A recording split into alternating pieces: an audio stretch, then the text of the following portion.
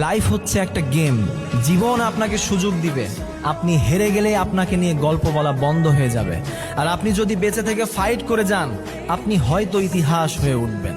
এজন্য লাইফে খারাপ সময়, লাইফে বেইমানি, প্রতারণা, মিথ্যাবাদী, নানান কিছু এগুলো থাকবেই।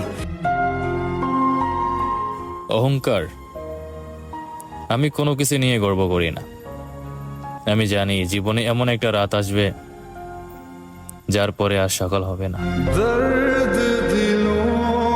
যারা ক্ষমা করে এরা অনেক ভালো থাকে ভাই, জানেন? আপনি ক্ষমা করে দিলে আপনি শান্তিতে থাকবেন। আপনি যদি আপনার ব্যাড এক্সপিরিয়েন্স, তিক্ত অভিজ্ঞতা, কে আপনারে গালি দিছিল, কষ্ট দিছিল, সবসময় এগুলো বয়ে বেড়ান, it will burn yourself inside. এগুলো আপনার ভিতরে জ্বালায় পড়ে ছারখার করে দিবে।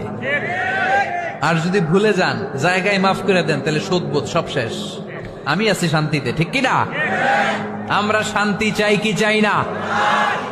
আমরা অতীতের এই কষ্ট বুকে নিয়ে আর চলতে চাই? সমাধান একটাই, ক্ষমা করে দেন। স্টামফোর্ড ইউনিভার্সিটি, ক্যালিফোর্নিয়ার স্টামফোর্ড ইউনিভার্সিটির একজন প্রফেসর ফ্রেডরিক লাস্কিন, ওনার একটা আর্টিকেল আমি পড়েছি। ওখানে উনি গবেষণা চালিয়েছেন। অনেক মানুষের মধ্যে গবেষণা চালিয়ে দেখেছেন যে যারা অন্যরা ক্ষমা করতে পারে না, এদের রোগবালাই বেশি, কষ্ট বেশি। আর যারা সহজে ক্ষমা করে দেয়, এরা সবসময় শান্তিতে থাকে। এটা পরীক্ষিত। আল্লাহ, আজকে শুক্রবার, পবিত্র জুমার দিন। এই পবিত্র দিনে তোমার কাছে একটাই চাওয়া, তুমি সেই অসহায় মানুষগুলোকেও ভালো রাখো যারা অন্যকে ভালো রাখতে গিয়ে নিজের ভালো থাকাকে কুরবানি দিছে। কি আছে আর কি নেই এত ভাবলে হবে না। যা আছে আলহামদুলিল্লাহ, আর যা নেই হবে ইনশাআল্লাহ।